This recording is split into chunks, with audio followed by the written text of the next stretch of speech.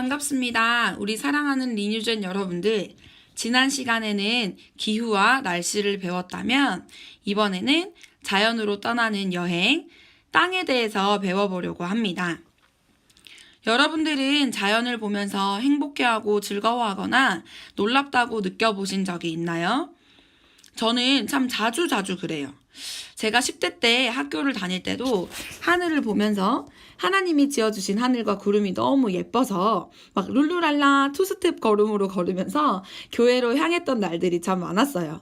그리고 야자를 하다가 제가 고등학교를 다닐 때는 이제 야간 자율학습이라고 해서 한 11시까지 공부를 하는 그런 시스템이었거든요.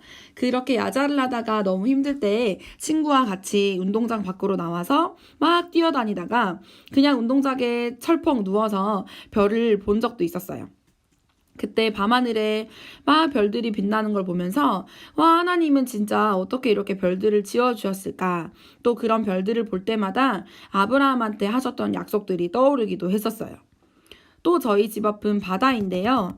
바다의 푸른 빛깔이나 파도가 찰랑찰랑 거리는 그런 물결을 볼 때마다 하나님이 나를 얼마나 사랑하셔서 이 바다를 지어주셨을까. 그 물결이 막 굽이쳐 흘러오는 것 같아서 너무 아름답다. 너무 행복하다. 그렇게 느꼈던 적이 있었던 것 같아요. 여러분, 자연을 보면 산을 봐도 너무 좋고 바다를 봐도 너무 좋고 별들을 봐도 너무 좋은데 오늘은 특별히 산지와 해안 지형에 대해서 배워보려고 합니다. 우리가 사는 이 땅을 지으신 분은 바로 하나님이십니다. 오늘도 하나님이 지으신 세상과 우리가 그 속에서 살고 있는 세계, 그 첫 번째 이야기 너무 기대되시지요? 지금부터 하나님과 함께 릴리쌤과 함께하는 즐겁고 신나는 사회공부 시작해보도록 하겠습니다. 출발! 자, 오늘도 과학적인 원리에 대한 공부가 조금 필요합니다. 먼저 책 36페이지에 보면 지형 형성이 나와 있는데요. 오늘은 다양한 산지 지형에 대해서 알아보려고 합니다.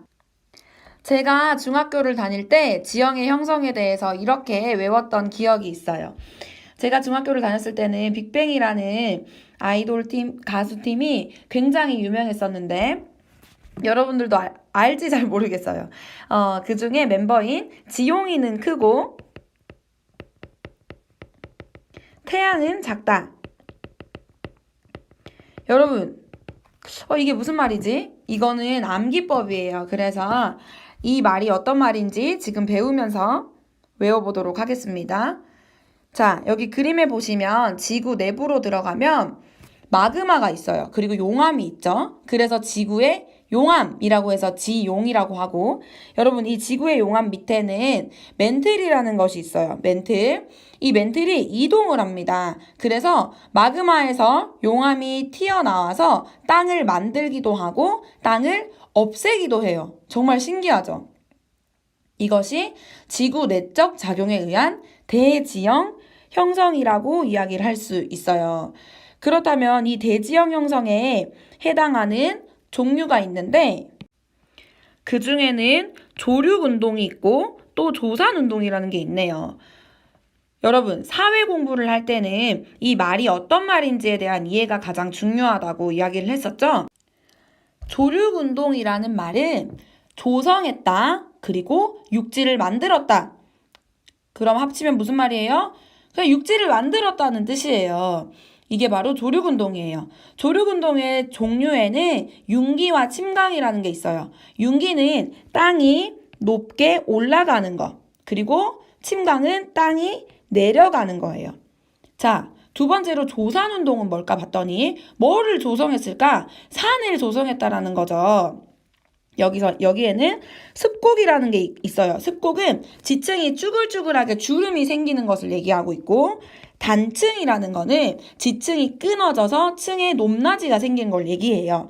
그리고 마지막으로 이 화산 활동이라는 것을 통해서 대지형이 형성됩니다. 이 대지형에는 산맥과 고원, 화산과 같은 종류가 있어요. 대지형 형성은 지구 내부에서 만드는 거구나 라고 이해하시면 되겠습니다. 자, 이번에는 지구 밖으로 한번 나와 봅시다. 지구 외부의 힘에 의해서 이제 지형이 만들어지는 경우인데요. 태양 에너지가 햇빛을 지구에 내리쬐면 물이 어떻게 돼요? 증발하게 되겠죠. 그리고 물이 증발하면 이렇게 구름이 만들어지고 구름이 만들어지면 비가 되면서 비가 내리기 시작해요. 그리고 이것 때문에 물과 공기가 순환하면서 여러 가지 작용을 하게 되는데 침식, 운반, 퇴적, 풍화작용을 하게 된다는 거예요. 여기서 침식이라는 거는 비나 하천이나 이런 바람이나 빙하 같은 자연 현상들이 지표를 깎는 것을 얘기하고 풍화라는 것은 쉽게 말하면 암석이 부스러지는 거예요. 그리고 그것이 운반되어지고 퇴적이 일어나서 그 지형에 쌓이게 되는 거죠. 그리고 지형이 만들어지는 걸 얘기하는 거예요. 이것을 소지형 형성이라고 얘기를 해요. 소지형 형성. 여기서 하천이나 해안, 카르스트나 빙하, 사막 같은 것들은 외부의 힘인 태양 에너지를 통해서 만드는 거구나 라고 이해를 하시면 됩니다. 원래 큰 땅이 있었죠. 이 큰 땅이 만들어진 상태에서 태양 에너지를 통해서 이제 작은 땅이 또 만들어진다라는 거예요. 와, 이거 정말 엄청난 원리인 것 같지 않나요? 여러분, 이 산지 지형이 만들어지는 것을 외울 때는 바로 지용이는 크고 태양은 작다 라고 외우시면 됩니다. 지구의 용암, 화산 폭발과 같은 것들은 지구 내부에서 만들고 태양 에너지는 바로 지구 외부에서 만든다 라고 이해를 하시면 돼요. 여기까지가 정말 중요한 개념이었는데 이것은 이해를 하고 넘어가시고 이것을 바탕으로 이제 두 번째로 세계의 산지에 대해서 살펴보도록 하겠습니다. 자, 세계의 산지 중에 첫 번째로는 이제 산맥에 대해서 배워보도록 하겠습니다. 37페이지 상단에 있는 지도를 보시면 여기 빨간색으로 칠해져 있는 부분 있죠. 여기에 알프스, 히말라야, 로키, 안데스 산맥이 있어요. 이렇게 빨간색으로 써져 있는 부분의 산맥은 굉장히 유명한 산맥들이죠. 여러분 한 번쯤 들어봤을 알프스 산맥, 히말라야 산맥. 저도 참 히말라야 산맥은 진짜 죽기 전에 한 번은 꼭 가보고 싶다 이런 생각을 참 많이 했었는데 이렇게 굉장히 유명한 산맥들이 빨간색으로 줄이 쳐져 있는 걸 볼 수 있습니다. 이 산맥들이 언제쯤에 어떻게 만들어지게 되었는지에 대해서 한번 살펴봅시다. 36페이지를 보시면 산맥의 두 가지 종류를 볼 수 있습니다. 첫 번째로는 고기습곡 산지예요. 고기습곡 산지는 고생대에 형성이 되어 있어요. 고기습곡 산지가 고생대에 형성이 되었기 때문에 굉장히 오래전에 만들어진 거라고 볼 수 있겠죠. 오래됐는데 오래된 상태로 침식이 있었기 때문에 땅이 굉장히 낮아져서 산이 높지 않은 거예요. 대표적인 산맥으로는 스칸디나비아 산맥, 우랄 산맥 같은 것들이 있습니다. 자, 여러분 듣기만 해도 많이 들어보지 못했죠. 많이 들어보지 못한 이유는 바로 산이 높지 않기 때문에 유명하지 않아서예요. 그 이유는 오래된 상태로 침식이 있었다는 점을 여러분들이 알고 계시면 되겠습니다. 두 번째로 신기습곡 산지예요. 신기습곡 산지는 말 그대로 신생대에 형성이 되었어요. 아까 전에 보았던 정말 유명한 산맥들이 빨간색으로 줄이 쳐져 있는 걸 볼 수 있었죠. 37페이지에서 그 산지가 바로 신기습곡 산지입니다. 여기는 오래되지도 않았기 때문에 침식이 덜 될 수밖에 없었겠죠. 그리고 아직도 움직이고 있고 크고 있기 때문에 지각이 불안정할 수밖에 없어요. 그리고 그만큼 화산이나 지진이 굉장히 많습니다. 가장 대표적인 산맥으로는 알프스 산맥과 히말라야 산맥이 있어요. 이 알프스 히말라야 산맥을 바로 알프스 히말라야 조산대라고 부르고 여기는 여전히 산이 많이 만들어지고 화산이 많은 지대입니다. 그리고 로키 산맥과 안데스 산맥, 여기를 환태평양 조산대라고 하는데 여기가 어디인지 제가 부연 설명을 드리도록 할게요.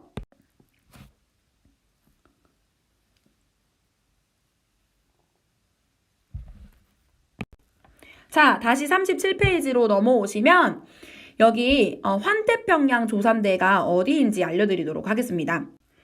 여기 뉴질랜드 북선 있죠? 이 북선으로부터 필리핀을 지나서 가요. 필리핀을 지나서 일본 옆으로 지납니다. 그리고 로키 산맥으로 와서 여기 알데스 산맥까지 이렇게 이어주면요. 여기를 태평양을 두르고 있다라고 해서 환태평양 조산대라고 불러주는 거예요. 이곳의 별명은 이제 불의 골이라는 별명을 가지고 있어요. 왜냐하면 화산과 불이 엄청 많이 나오기 때문이에요. 이 환태평양 조산대가 어느 산맥이라고요? 바로 로키 산맥, 안데스 산맥을 들어서 환태평양 조산대라고 부릅니다. 이 부분 굉장히 중요한 부분이니까요. 신기습복 산지는 꼭 기억해 주시기 바랍니다. 산맥 다음으로 살펴볼 부분은 바로 고원입니다. 고원은 산이랑은 조금 느낌이 달라요. 이렇게 산은 이렇게 높게 생겼지만 고원은 굉장히 평평해요. 고원에는 두 가지 종류가 있어요. 바로 낮고 평탄했던 지형이 융기를 하거나 아니면 용암이 쌓이면서 형성이 되는 것, 이렇게 두 가지가 있는데 이 낮고 평탄했던 지형이 융기되는 곳의 가장 대표적인 고원이 바로 티베트 고원입니다. 알아두시고 가면 되고요. 자, 세 번째로 화산입니다. 화산은 지각판의 충돌로 인해서 땅속에 뜨거운 마그마가 땅 위로 솟아오르는 과정에서 형성이 된 곳이죠. 바로 대표적인 화산으로는 일본의 아소산이나 미국의 하와이 제도, 에콰도르의 코토팍시산이라는 곳이 있다고 합니다. 자, 이번에는 산지에서 살고 있는 지역들의 주민 생활에 대해서 살펴보도록 하겠습니다. 근데 참 이상하죠? 산에 사람이 사나요? 라고 생각할 수 있어요. 그런데 사람이 많이 살고 있진 않지만 살기는 삽니다. 그들의 모습이 어떠한지 보겠습니다. 자, 산지 주민 생활의 특징으로는요. 농업이 굉장히 불리해요. 농업이 굉장히 불리해요. 왜냐하면 우선 저온이기도 하고 경사가 높기 때문에 평지가 없어서 농사를 짓기가 굉장히 불리하죠. 그러나 서늘한 기후의 평평한 고원지대에서는 고랭지 농업과 목축업이 발달했다고 할 수 있어요. 여기서 이제 고랭지 농업이 뭐냐면 우리나라의 대관령 있죠. 대관령을 생각했을 때 약간 경사진 언덕인데 양떼 목장이 있고 그 옆에는 풍력 발전소가 있고 막 바람개비들이 막 있어요. 그리고 배추밭이 있는 것을 생각할 수 있어요. 제가 방금 말했던 세 가지, 이것을 고랭지 농업이라고 말을 해요. 양떼 목장은 굉장히 서늘하고 풀이 자라는 기후이다 보니까 여기는 목축업도 함께 발달했다고 이야기를 할 수 있겠죠. 그리고 수려한 자연 경관이 있기 때문에 관광산업이 발달했다고도 할 수 있고 지화자원이 굉장히 풍부한 곳에서는 광업이 발달했다고 할 수 있습니다. 이 산지 지역의 대표적인 산지로는 히말라야 산지가 있죠. 히말라야 산지에서는 방목을 해요. 양이나 야크 같은 것들을 이제 목초지에 풀어놓고 기르는 방식인데 여기서 야크는 뭐냐면 여러분 블랙야크라는 브랜드가 있죠. 양도 아니고 염소도 아닌 짐승이에요. 그래서 이러한 것들을 목초지에 풀어놓고 기르기도 하고 또 관광산업이 굉장히 발달했어요. 셰르파라는 사람은 이제 길을 안내하는 사람이에요. 이 사람들이 관광산업으로 많이 먹고 산다고 할 수 있어요. 두 번째로 알프스 산지에서는 이목을 합니다. 이목은 여름에는 산지로 사용하고 겨울에는 평지로 이동해서 소나 염소 등을 기르기도 합니다. 그것으로 인하여 우유나 버터, 치즈 등을 생산하는 것을 얘기해요. 그리고 스키장과 같은 관광 산업이 발달했다고 할 수 있어요. 자, 세 번째로는 안데스 산지입니다. 안데스 산지는 바로 라틴 아메리카와 같은 지역인데요. 멕시코부터 칠레까지 있다고 할 수 있어요. 이곳에서는 이제 방목, 라마와 알파카 같은 것들을 방목하거나 감자, 옥수수, 고구마, 토마토, 고추 같은 것들. 제가 방금 말한 5가지 작물의 공통점은 바로 라틴 아메리카가 원산지라는 거예요. 여기는 땅이 조금 척박해도 충분히 자랄 수 있는 것들이에요. 여러분, 저는 영화관에 가서 나초를 먹는 걸 굉장히 좋아하는데, 나초는 옥수수 가루로 만든 과자죠? 이 옥수수가 바로 라틴 아메리카와 같은 곳에서 난다라는 거예요. 그리고 이곳은 고대 문명이 굉장히 발달했어요. 그래서 관광 산업이 발달했다고 할 수 있겠죠. 사람들이 고대 문명을 보러 이렇게 많이 찾아가겠죠. 그리고 이 세 가지 이제 산지의 주민 생활의 대표적인 공통점은 모두 관광 산업이 발달했다라고 이야기를 할 수 있겠네요.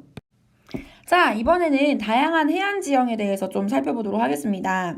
여러분, 바다는 보고 있으면 시간마다 색깔이 달라요.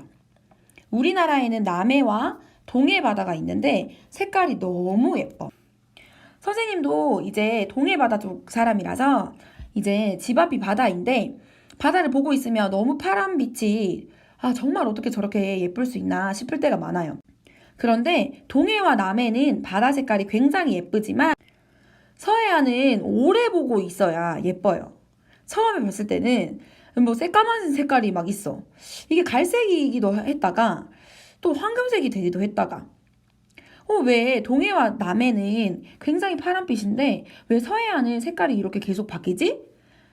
이 의문의 이유는 그 속에 있는 땅이 다르기 때문이에요. 우리나라의 동해안 같은 경우에는 절벽에 있는 암석해안이나 모래사장이 있는 해수욕장이 많아요. 왜냐면 침식작용이라는 걸 하기 때문이에요. 침식이라는 건 깎는 거예요. 그래서 돌을 깎을 것인가 아니면 모래를 깎을 것인가 두 가지 형태를 봐야 한다는 거예요. 파도는요, 여러분, 깎을 때 모래를 깎는 것보다 돌을 깎는 게 훨씬 편하겠죠? 그래서 파랑의 침식작용으로 형성이 될 수 있는 것은 바로 암석해안이에요. 여기서 말하는 파랑은 바로 파도를 의미합니다. 이제 파도로 인해서 깎여진 암석해안을 보시면 이렇게 해안 절벽이 있어요. 이거를 해시계라고 얘기하는데 다른 말로 해안 절벽이라고 이야기를 합니다. 해안 절벽은 바다가 이제 침식한 면이에요. 그리고 해식 동굴이 있어요. 여기 해식동 돼 있는데 옆에 굴 붙여주시면 됩니다. 이 해식 동굴은 바다가 만들어서 침식한 동굴이고 여기에 파식대라는 곳 있죠. 파식대는 파도가 깎은 땅이에요. 그리고 시아치는 바다가 만든 아치고 시스텍은 바위 섬처럼 생긴 겁니다. 이것들이 바로 암석 해안이라고 이야기할 수 있고요. 암석 해안에서는 튀어나온 곳, 이 구간부터 깎기 시작해요. 이것을 위로 그림을 그려서 살펴보면 이렇게 생겼어요. 그래서 여기가 만약에 육지고 여기가 바다라고 생각했을 때 파도는 튀어나온 곳부터 이렇게 치기 시작하겠죠. 그러면 여기는 침식작용이 일어날 거예요. 이곳을 고시라고 얘기를 해요. 이 침식작용이 되어지면서 이것들을 운반을 이쪽 방향으로 하기 시작하거든요. 그럼 여기에는 이 중간에를 만이라고 얘기하는데 여긴 퇴적작용이 일어날 거예요. 그래서 보통 만에는 해수욕장이 많아요.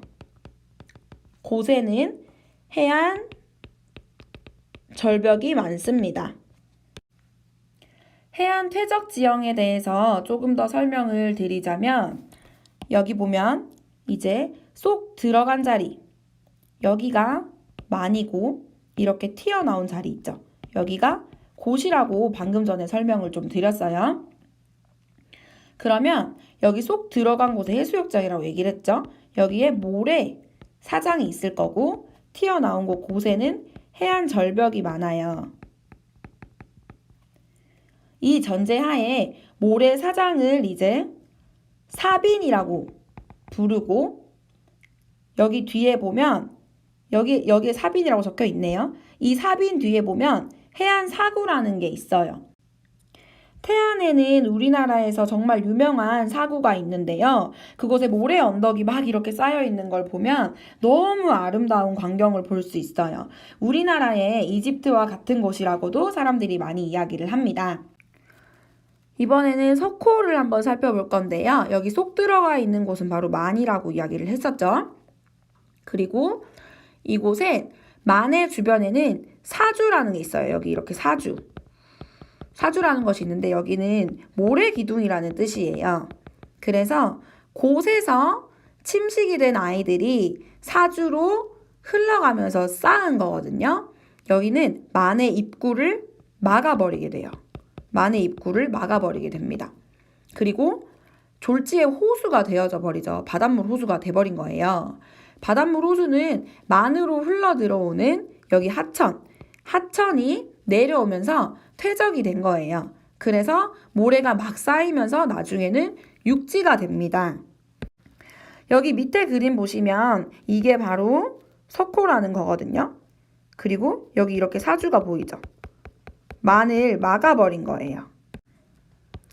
그래서 이제 호수가 되어버리는 거죠. 이 하천이 내려오면서 퇴적이 되고 그리고 여기에 모래가 막 쌓이면서 나중에는 육지가 된 형태라는 것을 볼 수 있습니다. 이번에는 조류로 인한 퇴적의 형태인 갯벌 해안에 대해서 살펴보도록 하겠습니다. 갯벌 해안은 조석 간만의 차가 큰 해안에서 밀물과 썰물의 퇴적 작용에 의해서 형성이 됐어요. 그래서 염전이나 양식장으로 많이 활용을 하고 있고 여기는 생태계의 보고라는 표현을 많이 써요. 보고는 바로 보물이라는 뜻이에요. 보물창고의 준말입니다. 밀물, 썰물이 왔다 갔다 하면서 오염 물질이 정화되고 그리고 파도가 덜 치게 되기 때문에 자연재해가 감소되어서 해안이나 해일이 올 때 막아주기도 해요. 그리고 낙지나 꽃게가 많이 살기 때문에 생태계의 보물창고가 맞다고 이야기를 할 수 있어요. 꽃게는 밥도둑이라고 얘기를 하죠. 이제 선생님도 어제 저녁으로 양념게장을 먹었는데 와 진짜 밥도둑 맞더라고요. 그 꽃게가 살고 있는 곳이니까 보물창고가 맞다고 얘기를 할 수 있겠죠. 자, 그리고 독특한 해안 지형에 대해서 한번 살펴보도록 하겠습니다. 이 삼호초 해안은요, 바로 열대기후 지역의 얕은 바다에 사는 산호가 자라서 형성이 된 거예요. 그리고 맹그로브 숲이라는 게 있죠. 여기도 동일하게 열대기후 지역의 해안이 이제 나무들이 바다와 강이 만나는 지역에서 나무들이 우거져 가지고 바다나 강물 쪽으로 많이 나온 부분이에요. 이 두 가지는 그냥 알아두시면 돼요. 그런데 나머지 피오르 해안과 리아스 해안 이 두 가지는 굉장히 중요한 부분이니까 주의 깊게 봐주세요. 자, 첫 번째로 피오르 해안은 U자곡이라고 얘기를 하고 있죠. 이 U자곡은 이제 빙하기 때 빙하가 이 좁고 깊게 덩어리로 깎은 거예요. 이렇게 깎았어요. 근데 이 깎은 상태에서 이것이 옛날 빙하기 때 있었는데 빙하기가 끝나고 후빙기가 되면서 이 U자 계곡에 바닷물이 올라와요. 물이 차기 시작해요. 그래서 여기가 잠기게 되죠. 이것을 피오르 해안이라고 부르는 거예요. 피오르 해안은 U자곡인데 이건 뭐라고요? 빙하의 침식으로 인해서 만들어졌다. 자, 두 번째로 이 리아스 해안은 바로 V자곡입니다. 여러분 V자곡은 하천이 침식해서 만들어진 해안인데요. 이 V자곡은 바로 우리나라에도 있는 하천이에요. 이제 이렇게 V자 모양으로 넓게 침식한 계곡인데 여기도 빙하기가 끝나면서 이제 바닷물이 올라오죠. 바닷물이 올라오면서 잠겨요. 여기를 바로 리아스 해안이라고 부릅니다. 자, 마지막으로 해안 지역의 주민 생활에 대해서 살펴보도록 하겠습니다. 해안 지역의 주민들은요, 이제 바다와 육지를 모두 이용할 수 있기 때문에 모두 이용, 그리고 다른 지역과 교류를 하는 것에 굉장히 유리해요. 그리고 어업과 농업의 겸업이 가능하고 내륙에 비해서 연교차가 작고 굉장히 날씨가 온화한 편입니다. 그렇기 때문에 전 세계의 40%나 되는 사람들이 해안 지역에 거주한다고 얘기를 할 수 있는 거예요. 예전에는 해안 지역의 사람들은 어업이나 양식업에 종사를 했지만 오늘날에는 무역항이나 공업도시로 성장해서 관광 산업이 굉장히 발달한 것을 볼 수 있어요. 그러나 간척 사업 때문이나 각종 오염 물질 때문에 생태계가 파괴되는 위험에 있기도 합니다. 관광 산업의 영향으로는 이제 긍정적인 영향은 일자리가 증가하고 또 수익이 증대하니까 경제가 활성화가 되겠죠. 그러나 반대로 부정적인 영향으로는 해안 생태계가 파괴될 수밖에 없어요. 왜냐하면 휴양지를 많이 개발하다 보니까 생태계가 파괴되고 쓰레기 증가로 환경오염이 증가하고 또 많은 사람들이 놀러 오다 보니까 지역 주민과 관광객들의 갈등이 발생하죠. 그리고 이것에 대한 해결 방안으로는 지속 가능한 관광을 이제 개발하는 건데 이것은 미래 세대와 현 세대 모두의 욕구를 충족시키는 관광이래요. 쉽게 얘기하면 이제 지금 세대가 조금 덜 쓰고 미래 세대를 위해서 환경을 남겨두는 거겠죠. 그리고 생태 관광은 이제 생태계를 보호하면서 그것을 즐길 수 있도록 하는 관광일 거예요. 지금까지 배운 내용들을 그냥 단순히 암기해야겠다라고 생각하시기보다는 별표해드린 것 위주로 또 중요하다고 강조했던 것 위주로 보면 좋겠습니다.